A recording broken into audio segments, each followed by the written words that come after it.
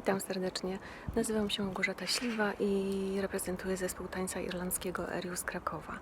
Zapraszam Was gorąco na warsztaty, które poprowadzimy podczas szmaragdowego Ceilidh Online 20 marca w okolicach godziny 20.